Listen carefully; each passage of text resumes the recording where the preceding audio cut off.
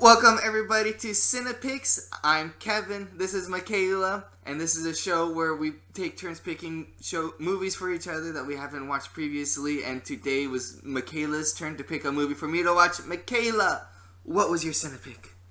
Okay, Kevin, my Cine-Pick for you is the Ralph Bakshi classic. Oh, I didn't say it right again. Oh my God. Bakshi? Ralph Bakshi is his actual name. Okay.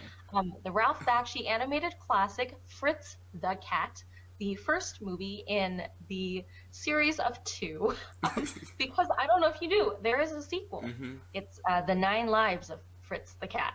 I have not seen it, and I don't know if I want to.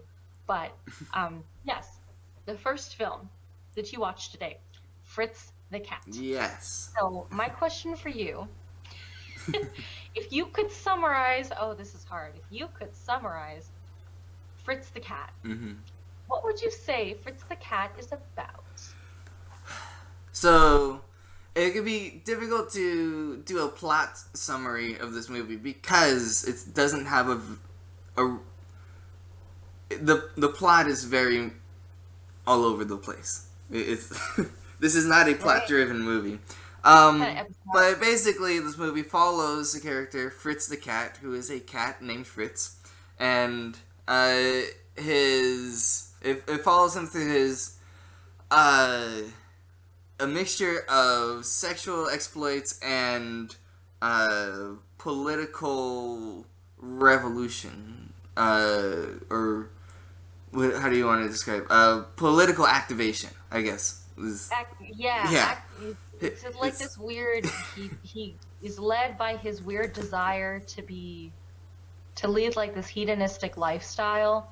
Yeah. And so it's just like his weird the adventures of Fritz, the wannabe political left wing revolutionary. Yeah. And so that's basically it's so this movie it's difficult. So it is very satirical. The political satire is very strong, but also very good in this movie. I think it was well done. The biggest issue I have with it is the sexual nature of it, and it's I feel like it's overpowering and takes away from the actual interesting parts of the movie, which is the political satire, and and so because of that, like I think it almost felt like the political satire was second to the sexual exploits and nudity and all that stuff. Like that is very prominent in this movie, and I don't know. I feel like it really distracts from the actual interesting bits. Like those parts they're not interesting. It's just sex. I know. I don't know. And You it gets really yourself, boring like after a while. I don't know. you have to ask yourself if there was a point Yeah. to a lot of it, because like at least when you see a lot of like sex scenes in movies, it's a culmination of a relationship between characters, or it's to highlight a character's flaws, or there's some kind of a consequence for the characters afterward, or like something happens afterward. Yeah. You know, either a turning point for the character, and but in movies, it never seems like just a throwaway moment, unless that character is somehow addicted to it, and it's highlighting an average part of that person's life. In which case, it is relevant then to Fritz's life because he's just that sort of person, but we never know why. So like we're watching him going through all of these exploits, and like crazy orgies with other I don't know, they all walk on two legs, but they're animals, and it's interesting. Yeah. So you watch him go through all of this, but there's no consequence. Like there's no follow-up about any of the characters. Like I think the long party scene I think that one's okay, The one with Bertha, though, the drug dealer who gives them all those cannabis cigars. Yeah. He's like, we're gonna get you. What's the term they use? They're like, we're gonna get you. I don't know, I like don't know. basically stoned. I can't remember what the what the one Crow character called it. But that scene with her, I don't know what the point was for her to like seduce him and for him to like go for her. And it goes on for far too long. Yeah, that one I actually started skipping through that scene. It was like, get on with it. What's the point? Why are we doing? Yeah, and so that's it. It seems like that where it makes me wonder: is this porn? Actually, it really this so and it's a weird so it really felt like it actually from the beginning of the movie it felt like anthropomorphic porn. That's but the thing is that's not my jam. That's which makes this movie extremely uncomfortable to watch. Like I'm watching somebody I'm basically watching somebody else's sexual fantasies. And it's just I'm just sitting there watching it and it's like it just makes it extremely awkward to watch. It like makes you wonder if maybe like this is a movie that is like that like initiated the furrydom. Yeah, Like, or exploited it. It's somehow I don't know. Like this is, but that's yeah. That's what it feels like. So it's awkward and uncomfortable to watch. It's Right, a lot of it. That. Because it's because I knew it was coming. Yeah. And I knew that was going to be something, which is why I mentioned at the end of the last review that we did, I was like, you might love it or you might hate it. Yeah. But yeah, I do agree with you. I do have to wonder if this kind of classic, because the scenes are quite explicit, even though they're animals. Yeah. Like, explicit for seemingly no plot or character-driven reason. It's in there to prove that the aesthetic is what it was in the 70s and the 80s, and in New York counterculture. Free love was a big, like that kind of was an actual concept. Those are things that actually would happen.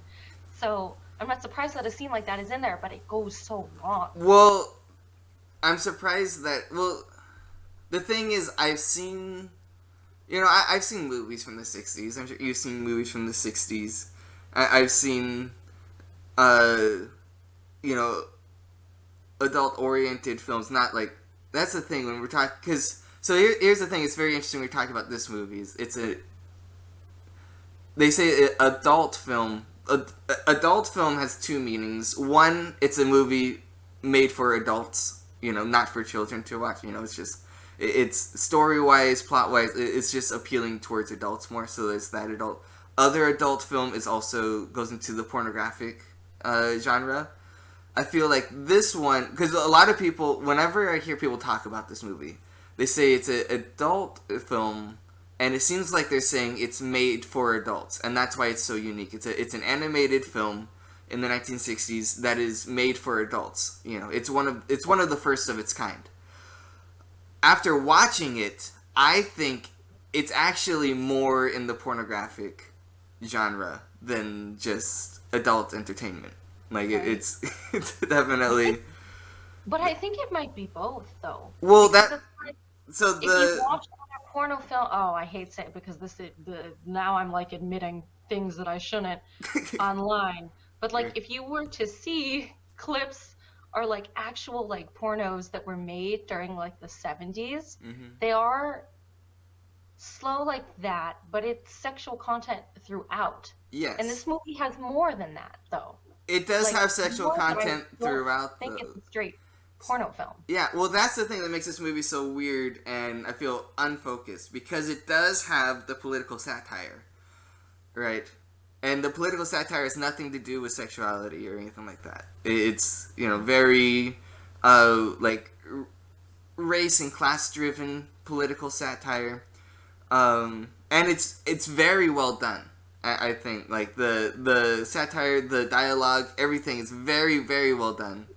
And that's the only part. It's very focused, too. That part is focused. but it does have the sexual content throughout.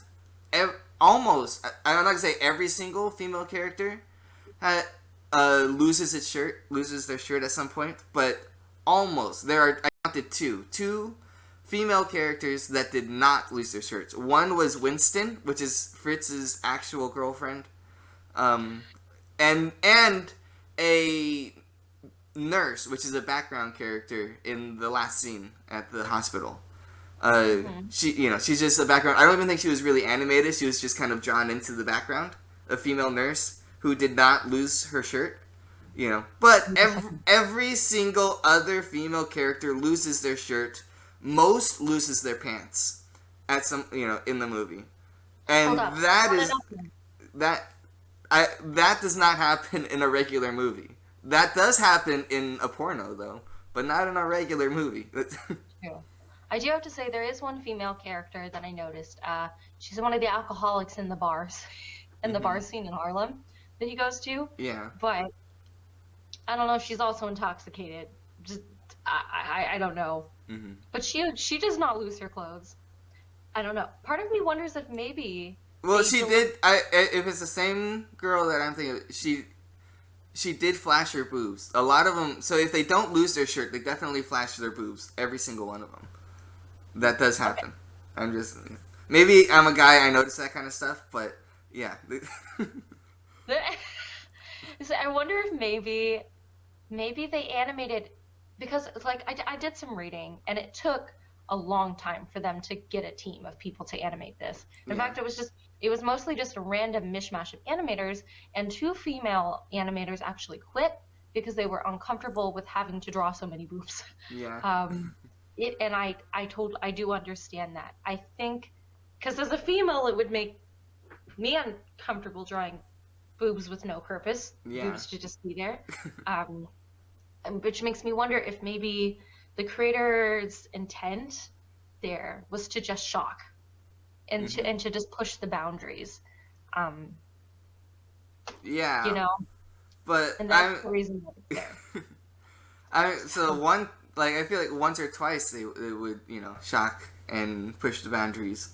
But the entire movie and every single female character, like that starts going into the porno range. That's the where everybody's getting naked and everybody's having sex, and like it's I don't know. So that's the thing that I'm wondering about. Another thing that makes it interesting is, so this movie had a surprisingly high budget. It was $700,000, which is a pretty decent budget for a film.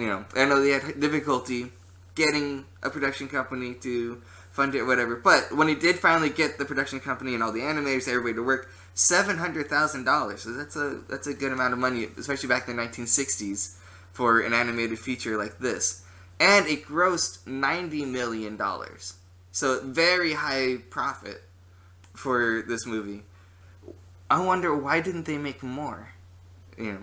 Because this is kind of a standalone thing. Like, why didn't this spawn a whole new genre of animated feature? Like, Well, because it was taboo, Yeah, but it's profitable taboo though. It's very profitable, and so.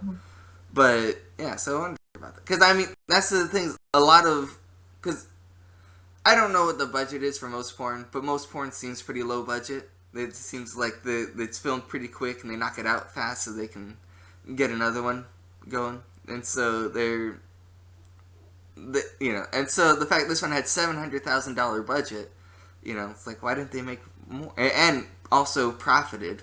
Why didn't they make more? They did. They made a sequel. Well, they made a sequel a couple years later, but the sequel, the sequel. I think the reason why the sequel isn't as famous is because it's not as good. It's an anthology film, so you thought that like this this movie, the plot was unfocused. The other one didn't even have a plot. It was an anthology film, which means it's a series of short stories, and so yeah. Lovely. Cool then. So, I think it. And I wouldn't. It's not that they didn't start anything with this film, Mm-hmm. because like if you think about now, if you just scroll through Netflix now, not kid Netflix, but like adult Netflix, Yeah. look at how many animated shows there are that are tailored toward adults. Yeah. Um, and not just like meant for adults, but like have adult material in them. Mm-hmm. Like I'm thinking like BoJack Horseman, Mm-hmm. Big Mouth, uh, even American Dad, South Park, Yeah. The Simpsons. Mm-hmm. So, I don't want to say it because I haven't done enough research on adult animated entertainment Yeah. um, to know if this was the movie that kind of pushed the boundaries and introduced and opened the doors for that. Yeah, But I that's a lot of people like to. for Yeah, that.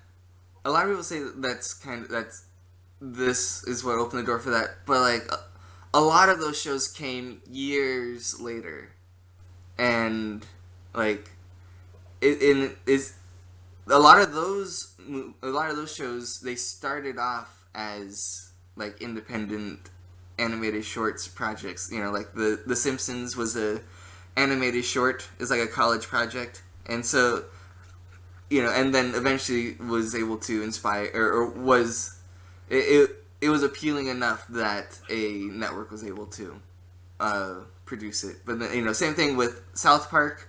It started off as just a short animated film, and it is actually South Park is interesting. It's one of the first viral videos, kind of like where this somebody commissioned them to make a South Park short, and then that videotape got shared around and then copied, and then those copies started getting shared around all over Hollywood, and then eventually they got back to Trey and Park, or was it Trey? Whoever made South Park. That's Matt Stone, Trey Parker. Yeah, Trey. Yeah. So Stone and Park. Yeah. So anyway, so it got back to them, and then they're like, "Wait a minute, we made that," and they're like, then that opened the door for them to be able to make their show. So, Fritz the Cat might have opened people's minds to it, but all these other shows didn't come until like 20 to 30 years later. So it's like what was happening in those 20 to 30 years. I don't know. That's true. Yeah. Maybe it was the rise of other different forms of Mm-hmm. cinema Yeah. that people really enjoyed.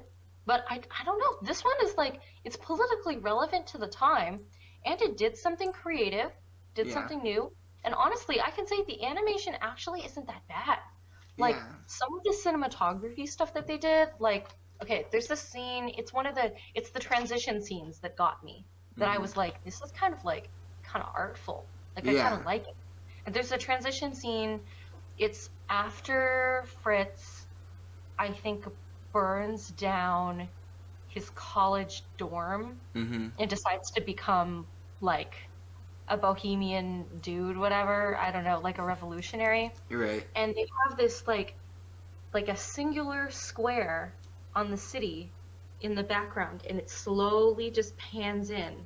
Mm-hmm. Like while there's like this crow character in the corner like snapping. Mm-hmm. And I don't know, there's something about that was like weirdly fascinating. Yeah. And like another moment that I really loved, and I mean I hate it. I hate that it happened. Spoiler alert, spoiler alert. One of the only characters that I liked in the movie is a crow named Duke. Mm-hmm. And Duke, sadly, he dies. Yeah. And I don't know if you noticed, as he dies, there are these cue balls Mm-hmm. that like fall to the beat, to his heartbeat. Yeah. And they steadily get slower and you see them like falling into the floor and then disappearing. Yeah. But it gets slower and slower along with his heartbeat. Mm-hmm. And it's just like, that's really well animated and like really well done. It's like there's actually stuff in this film. It's not like it's a pure snuff porno Yeah. or anything. Well, yeah, that's Competent stuff in here. yeah. Well, that's the thing. It makes it very because especially that scene. I made a special note on that scene of visual symbolism of him slowly dying, and it's it's really, and also like calling back to a previous scene where the character was introduced, and now we see like some visual symbolism using the same symbols, in its final moments as well, with the pool balls all disappearing. And there is like some art, a lot of thought put into the visuals.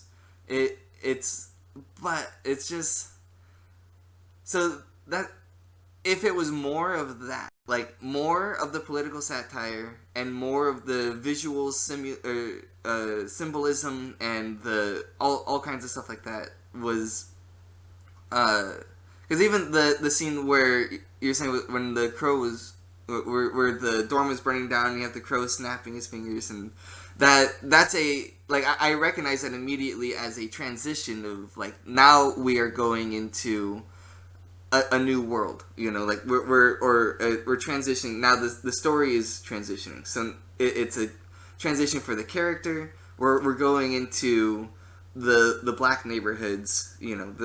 We're going to be exploring, like this is a whole new world that we're going to explore, and like I saw that as like a symbolism and everything. Like, it was very well done. It was very clear. I knew exactly what it was, and if there was more of that, more focus on the political racial side and the satire, and it would have been a very good movie. Still an adult oriented film, like with adult themes and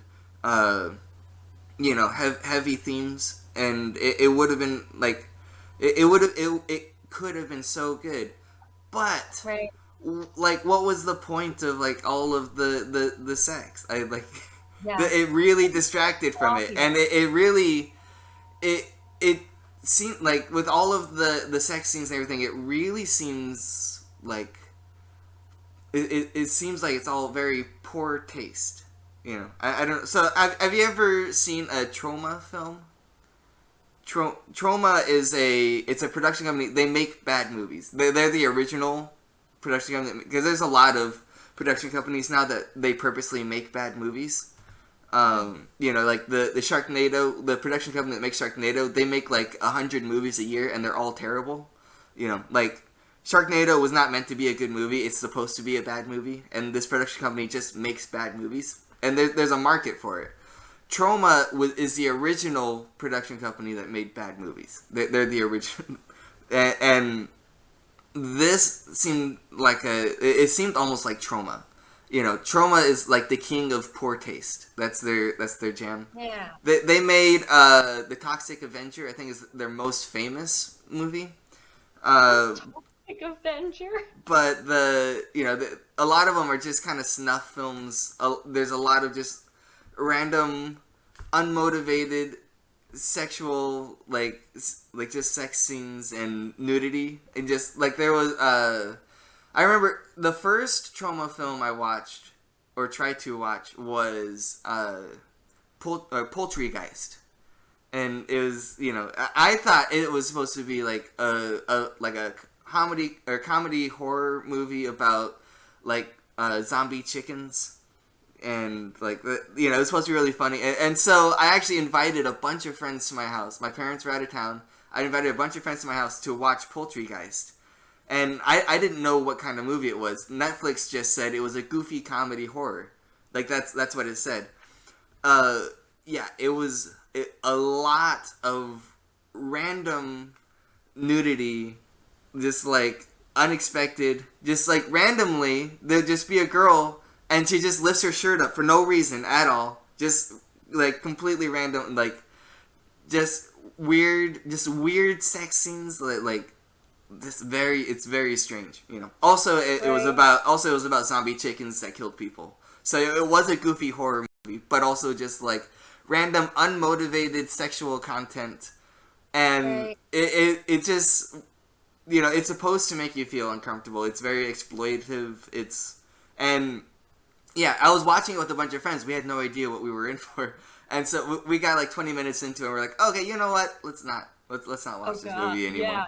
But that's what this movie feels like. It feels like a Trauma film, because Trauma also they have some political satire tied into the movies as well, but but then also just all kinds of random other stuff happening at the same time, and so that's what this movie feels like. It feels like a trauma movie, and which is poor class by definition. Poor class. It's just not. It's bad taste. That and that's what this movie feels like as well. Like it did, like, the things it did well. It did really, really well, and I really liked it.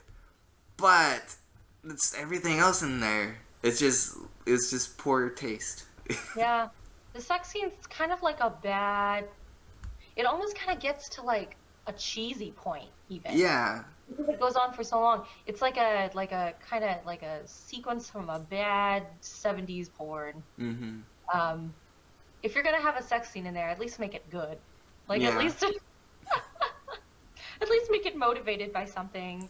You know? Well, it's just like the scene in the synagogue with they're in the synagogue and Fritz is hiding in the bathroom or whatever, and then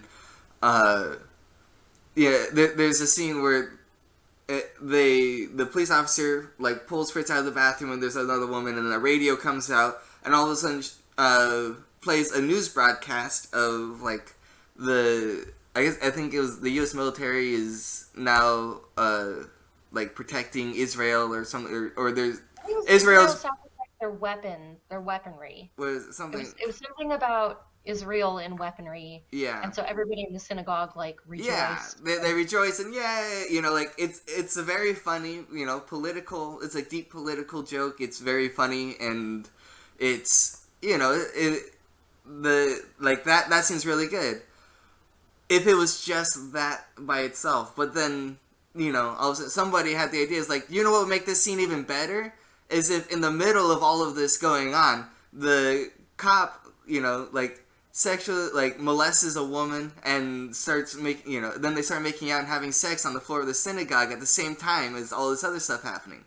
Wouldn't that be great? Wouldn't that make this movie just so much better? This scene just so much better? It's like, no, it wouldn't. It's completely uncalled for. It's not something that as an audience member wanted. But somebody who's into anthropomorphic animal porn, I think they would really be into it, right? Perhaps. And so that's what it seems like. Fetish is different. Yeah, but that's the thing. Safe space. But I'm just saying. This movie makes me feel like I'm watching somebody else's fetish. Yeah. And it's very. You feel like you're a voyeur or something. Yeah. Like you're watching something that you like you said you shouldn't be. And so, well, it's not like I'm watching something I shouldn't be watching. It's just something that somebody else is really getting a kick out of, and I'm not getting it at all. And so and this makes me feel uncomfortable in that way.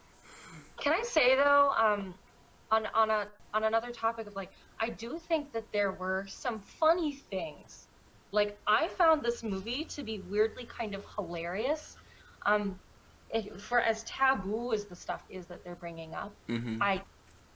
There's no way that there are people in this movie that are actually taking any of that seriously. It has to. So I found a lot of it to be funny, mm-hmm. and I think some of the random sex scenes were kind of goofy in that sort of manner, and kind of added to that mm-hmm. when they happened quickly. When it went on for a long time, that's when it was like, wow. But some of it was like, I found it honestly kind of hilarious. Like mm-hmm. the whole synagogue scene, I thought was hysterical, and like the cops coming through, and like the one cop is kind of anti-Semitic and is like poking fun at all of them worshiping, mm-hmm. but the other, which is like again kind of a weird satire thing, that the other cop is a pig and he is fish, and I just but yeah, I thought it was funny that he and the other cop are like wandering through the synagogue trying to chase Fritz, and the other cop is being like, oh, hello, Mr. Rabbi, like addressing everybody mm-hmm. on his way.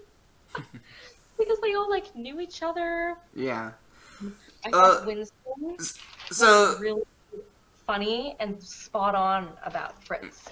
Um, she's the Mm-hmm. only one with funds. She's the only one in this movie with sense. Yeah. Winston So knew what was up. right.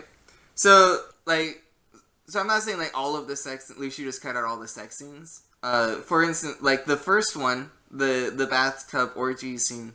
The so what's I thought it was clever where you've got these girls who are they're attracted to vulnerability, I guess, and so they're really like they keep flirting with the crow, and everything, and like the stuff that they're saying, it's stuff that I've heard on a college campus before. Like Totally. it's I thought it was very funny, and then you have Fritz who's like, I know how to get these girls, and then starts like going like, oh, woe is me, life is terrible, I'm so miserable, wow, the man is getting me down or not, and then is able to coax them into having sex with him. uh I thought that was very clever, like how the way that scene flowed and how it worked, but then it went on too long, and then other people, then other animals started getting in, and then it's like this huge orgy, and it's like now it's porn. Like at that point, Yeah. now it's definitely But in a way, animal it had porn. to happen. It had to happen, or else the cops wouldn't have been introduced, and we wouldn't have been able to see that they're actually just really corrupt. Um, so I don't know. Well, the Maybe that cops was could have just come in on anyways. about Like it. it's not. There's you didn't have to have the scene didn't have to be 10 minutes long, and you didn't have to have 20 animals having sex simultaneously.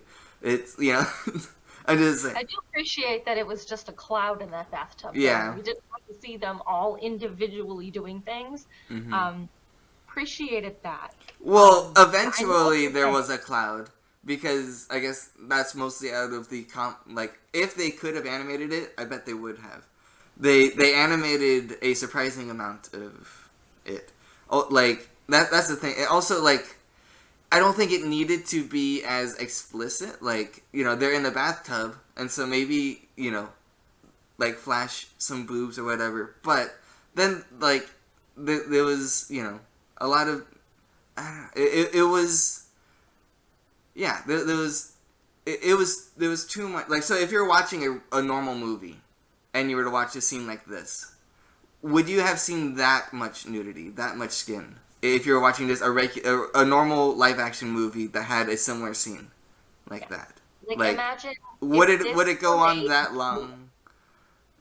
if this were made with humans, it would 100% be classified differently. Yeah. Um, they do get away with a lot though because it is animals. Well, it did come out with an X rating, which is the worst rating you can get. So I don't think they got away with it. I'm just saying. True, that's true. I want to mention that I think that the film starts to drag as it goes on, and I think the catalyst is when Fritz has sex with Bertha, because if you notice, they have those transitions in between the scenes, right, to signify every time that Fritz has a mindset change and Hmm. decides he wants to do something different, and his environment changes. Yeah. However, him deciding to become like a political revolutionary kind of came out of nowhere. Like Hmm. he was doing his thing with Bertha, and all of a sudden he just stops, and is like, "I know what to do." And Bertha's like, "What? Why did you stop? What's happening?" And he's like, "I have to go tell the masses that they are oppressed, and like I must become the rebel." It came out of nowhere, Yeah. and then the environment. And I feel like after that, they stopped doing as many of those transitions where things meant things, Hmm. and the stuff started becoming a little more gratuitous. Um, even down to that very ending scene where Fritz is in the hospital Yeah. and he repeats the same exact phrase that he uses to seduce the girls in that very first scene, where Right. he's like, "Oh, I've lived so many lives and I've seen so many things. I've traveled the world and blah blah blah, Hmm. like I'm a philosopher and an old soul." And he's pulling that out again, but it looks like he's remorseful this time. Like he Yeah. actually has traveled the world and but then he reverts and he goes back, and then it's another orgy Yeah. in the hospital.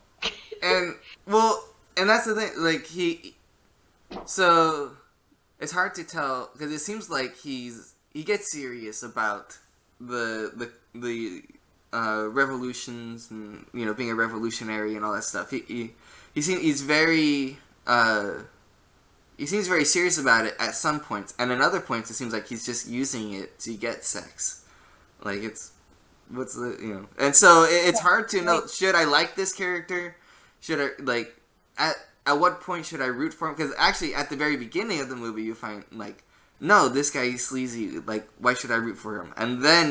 But then he goes on this crusade, and then it's like, wait a minute, are you still trying to take advantage of people, or do you actually are you actually, I think serious?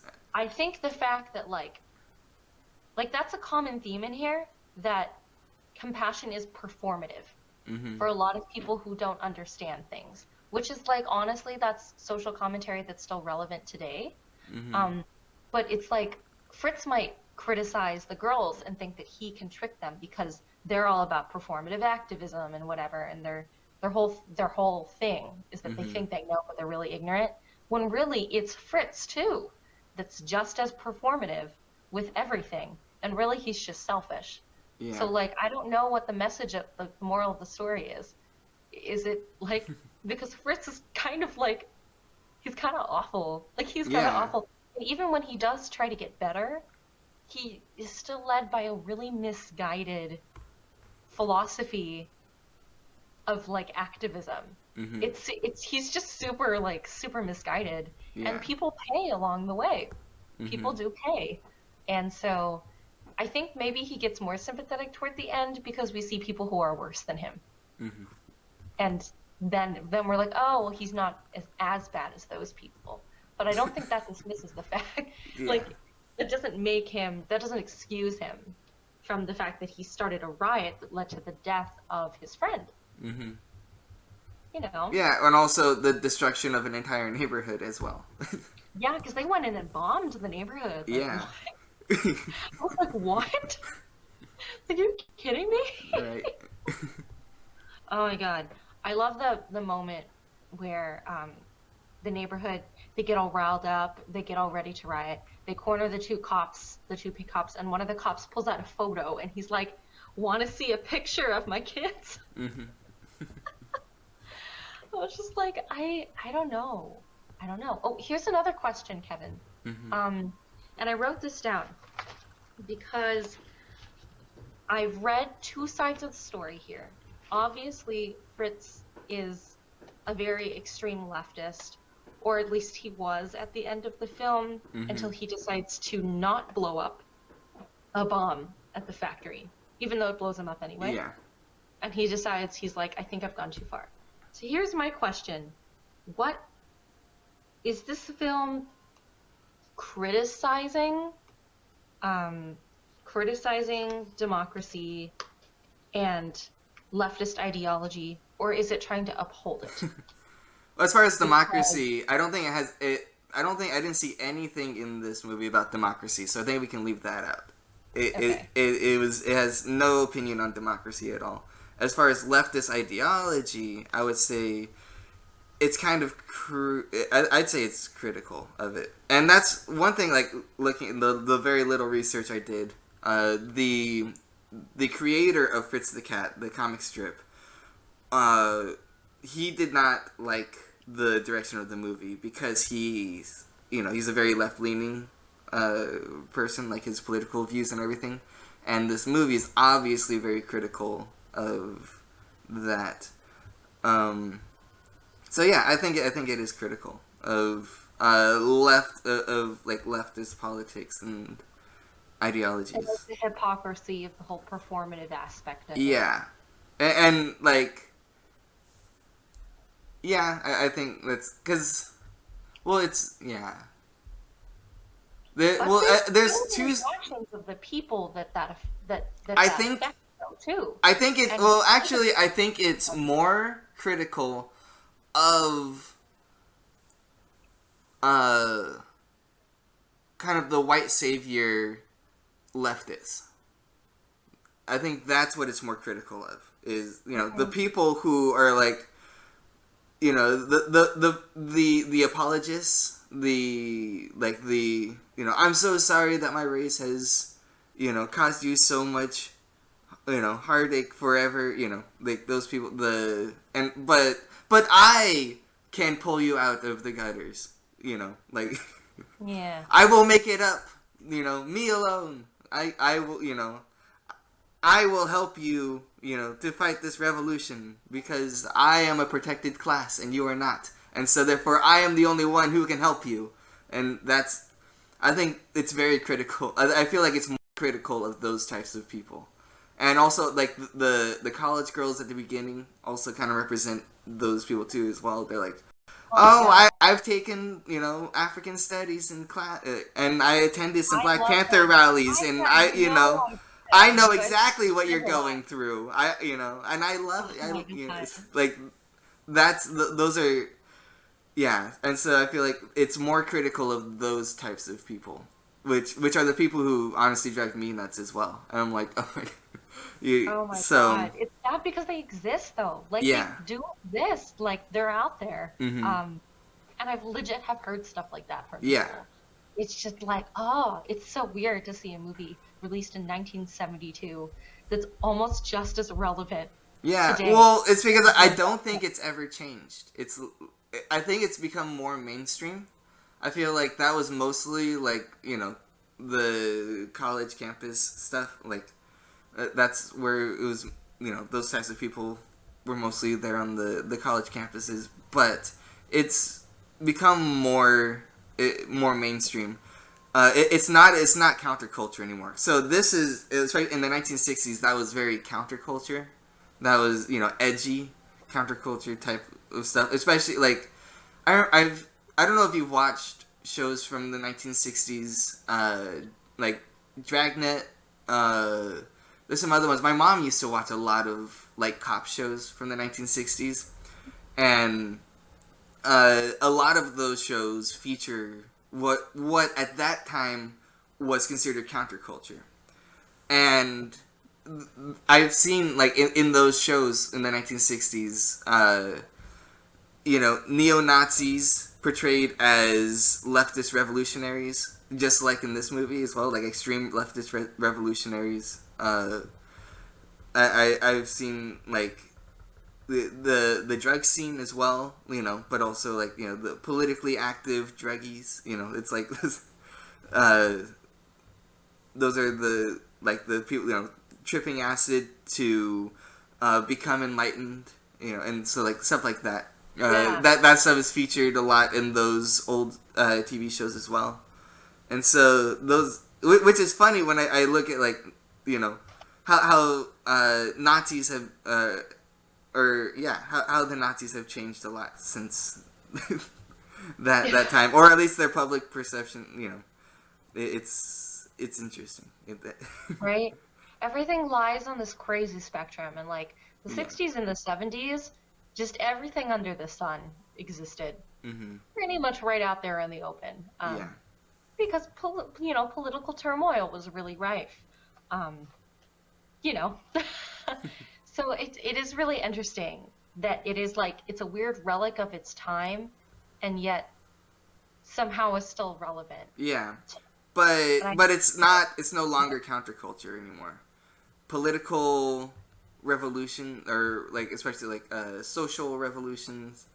It's not a radical concept anymore. You hear a lot of people talking about it now. It's become part of regular conversation. The political revolutions. It's not counterculture.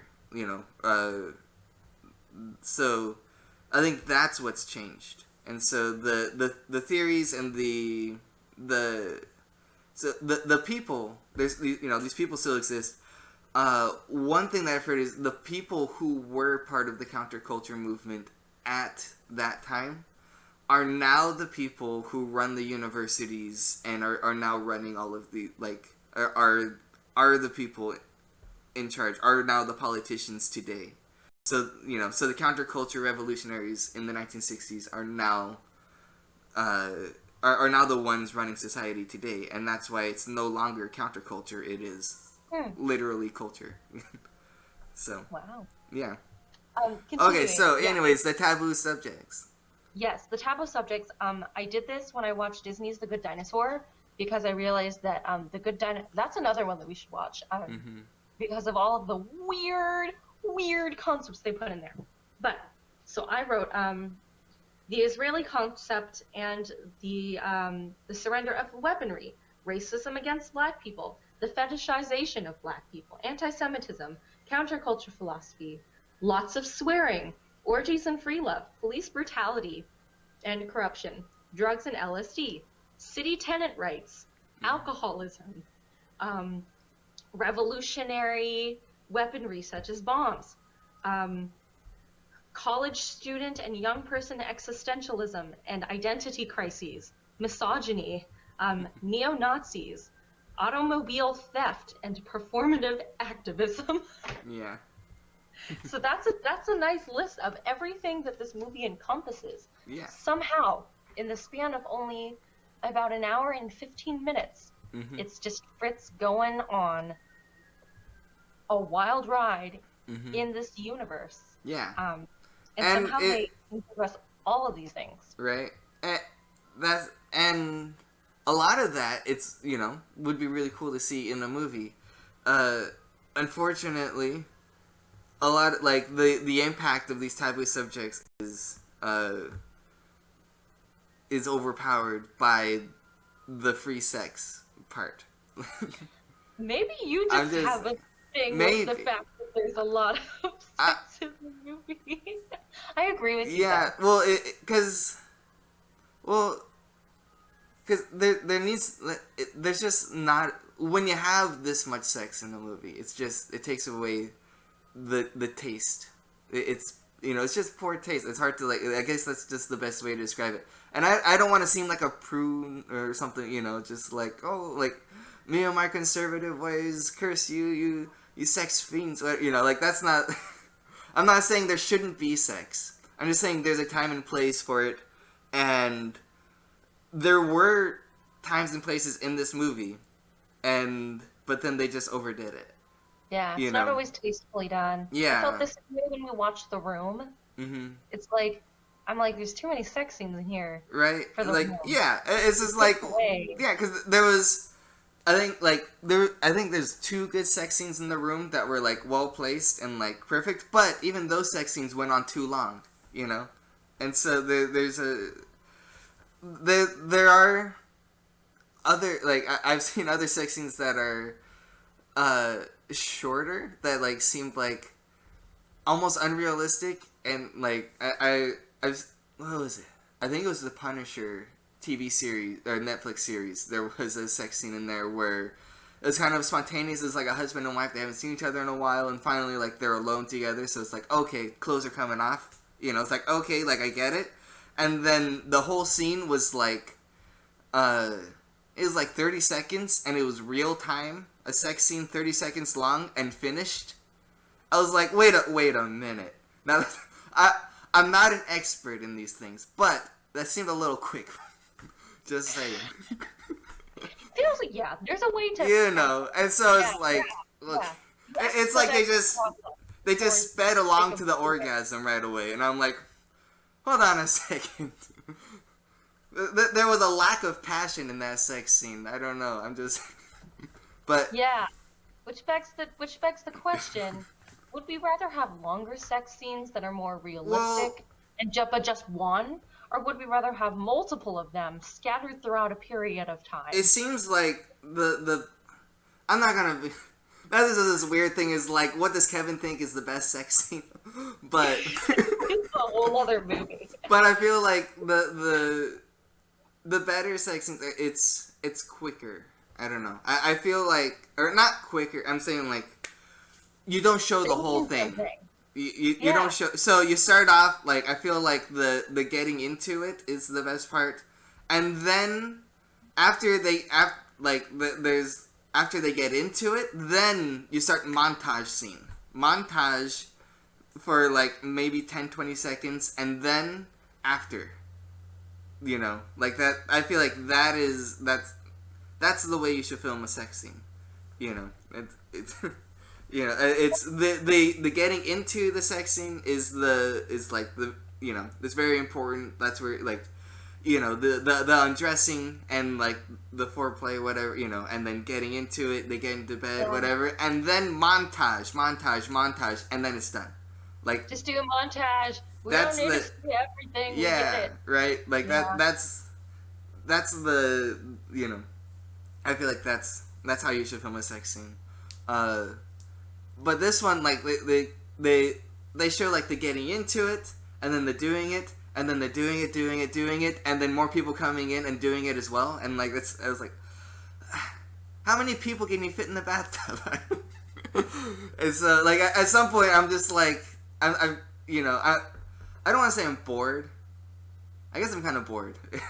It's, you know, and also I'm confused. I'm wondering, like, what should I be feeling at this point? Because you know, as I said, like, it's not my fetish. I know some people really get a kick out of watching anthropomorphic animals having sex. That's their jam. It's not my jam, and so now I'm just sitting here, and I'm like, so, like, I feel like this movie was not made for me. I guess that's what Right. and so, like, I feel don't like even I'm think it's made for comfortable. furries, though. I don't even think it's made for furries because it's not all of the scenes are filmed in any sort of romantic fashion. Yeah, Um, they're all kind of messed and kind of rushed in a way that's kind of goofy in 80s, almost in yeah, a way, and which is how I was able to get through it. it is somewhat goofy, but I don't know. It's weird though. I feel like I'm watching somebody else's movie. Like, I've, you know, I pulled this video out from underneath like some random guy's mattress, and I'm like, oh, I wonder what this guy's into, and I go watch it. Oh, this is what he's into. Okay, like, that's weird. Like Fritz the Cat. That's so that's I don't know. So it's weird because it doesn't make me feel dirty for watching it because I'm not into it, but like, I'm it's just it's awkward. It's very Yeah. No, it's I feel awkward to that. watch. Yeah. Also, like, although I'm glad I watched it by myself because I feel like it'd be more awkward to watch with somebody else. You know, because then we're both like, you know, I actually, if I were watching with somebody else, I probably would have turned it off. I wouldn't have finished it because I would be self-conscious that by continuing to watch it, the person I'm watching it with will think that I am into this, Yeah. right? So, And okay, so here's the I would, which made me feel even more uncomfortable and awkward. And so I probably wouldn't have finished it if I were watching it with somebody else. right. That's why I texted you. Like, I messaged you afterward, and I was like, I kind of think this is funny, and I'm weirdly enjoying this movie. Am I a pervert? Like, what does this say? What does this say about me? Right? I I mean, don't know. I'm willing. I'm willing to kind of overlook the fact that there are these really long sex scenes in there because I think I get what they were trying to do, Mm-hmm. which is just shock, and they Yeah. were trying to prove a taboo point. They put it in there because they knew they could do it, Mm-hmm. and because they wanted to. They wanted to show that you can do very adult oriented things with this animated function. Do I Yeah. agree that they should have done it in the context of this movie? Not necessarily, Right.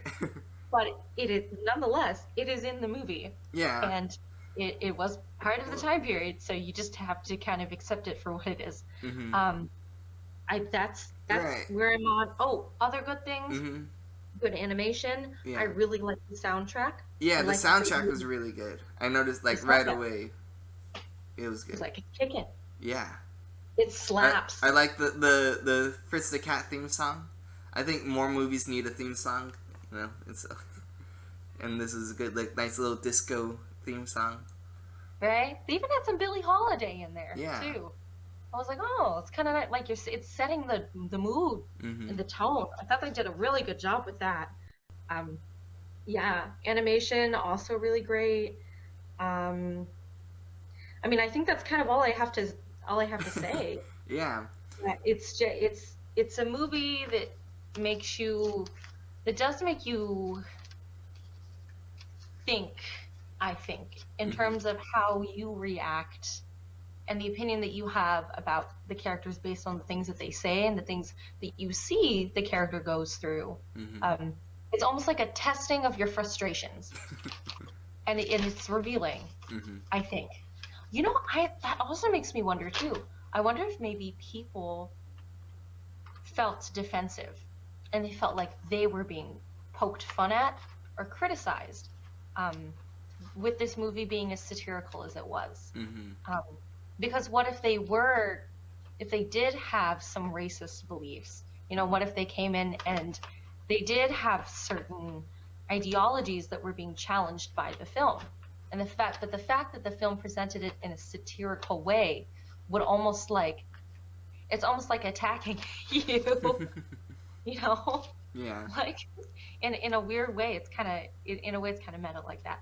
But yeah, interesting. Mm-hmm. I wonder how many people sitting in the theater were like, "Oh no, I've said that." But now Right. that I'm seeing a cat saying that, or I'm seeing a group of animals saying it to another person, it Yeah. feels different now, and it feels weird and inappropriate. Right. So Yeah. Well, and that's and that's one of the things I like is the things that they're saying. That's why I really like the dialogue, because the dialogue, they're like, these are things people actually say, but it's also like they're the people that really bug me say these things, and so to see it being like satirized really like brought a lot of joy to me. Which I right, think made it more funny for me, because I was like, I know these people and they bug me, and like now they're getting their justice desserts. haha, justice desserts. I know. You mean they're just hang on, Or just deserves. Yeah. they're just oh god, what's I, that? I, I I think I don't think know it's what it is. I think it's just deserves. So like it's just what they deserve. So it's their just I'm not even deserves. sure. Hang on. But I'm actually I always gonna say look justice desserts because it's funny. just I didn't even realize I've been saying justice desserts like ironically for so long that it's just become like the thing, and nobody's ever corrected me on it, and so now it sounds funny now that I think of it it. is just desserts. It is I just just looked it desserts. up. It is just desserts. Well, then But what does that mean then? Now I'm confused. I thought it was just deserves, but I heard you say justice deserve desserts. I'm very confused now. Okay. It's considered a punishment or reward that is considered to be what the recipient deserved. Oh, well, dessert means deserved reward or punishment. Dessert. Interesting. right? Hmm. So, I mean, you're So not it is dessert. wrong. Ah. Yeah. So I've been saying it correctly, but meaning it ironically. I don't. That's weird. Anyway, I've accidentally been saying it correctly my whole life, but thought that I was saying it, but intended to say it wrong. I intended to say it wrong, but accidentally saying it correctly. Oh, That's so wow. weird. Oh my gosh. Inception. Weird. Well, congratulations. Yeah. Thanks. It turns out you were using the phrase correctly the entire time, which kind of ruins the point I of know. what you were trying to do. I thought I was being hilarious this my entire Oh, life. And I like this is the funny thing that only Kevin says. No, it turns out everybody says it, and I said it correctly. Oh well. Anyways, um, it's getting to the ratings though. Let's how to it. So this movie, if I were to rate it, so yeah. here's the thing. I feel like the purpose of this movie, especially like doing research, reading about it, and everything, the purpose of this movie is kind of a concept piece, because it is the first of its kind, being an animated movie that is not intended for children, which is kind of an alien concept for the 1960s, especially in the U.S. I know Japan. I don't know if they were creating adult-oriented entertainment or animated entertainment in the 1960s. I know that definitely in the late 70s and 80s, Japan was all about that. But in the U.S., definitely not. This was supposed to be an alternative avenue for animation to go as a medium. And I could see in some, if that was purely what this was, I would say like, and they focus on making a really good animated movie geared towards an adult audience. If they had done that, which I believe they could have done, there's a lot of potential in this movie, then I would have given it high remarks. Although, I feel like that was the intention, but they decided to, instead of focusing on making a good movie, they wanted to hit every single taboo subject in the book and really exploit everything, especially the sexual nature of adult oriented entertainment, and just really hit it hard. And because of that, the movie just comes off sleazy and untaste, just poor taste. It's not. So it's not that good a movie. Which now looking at this director's filmography, seeing that he also did Cool World. I don't know if you've seen Cool World. It's a Brad Pitt movie. Basically, it's similar to Who Framed Roger Rabbit, where you have live action actors interacting in a cartoon world. It's basically a knockoff of Who Framed Roger Rabbit, because there is like the cartoon world, and you have Brad Pitt who lives in this cartoon world as a detective, and basically Who Framed Roger Rabbit.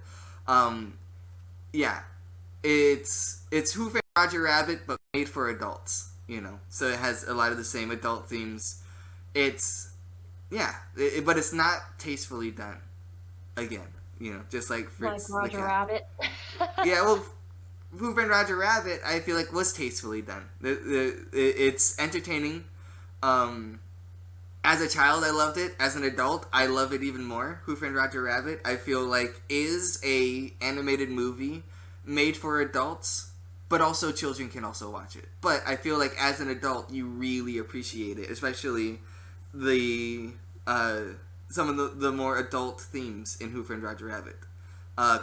Cool World, not so much. It's only geared towards adults. Children would be bored senseless. As an adult watching it, I was bored senseless. It was a boring movie, and also just bad taste all around. Similar to Fritz the Cat. But Fritz the Cat, their political commentary and satire was on point. It was perfectly done. So I can't really give it too low of a score for that. I'm gonna have to give it a 6 out of 10. Yeah. It's close.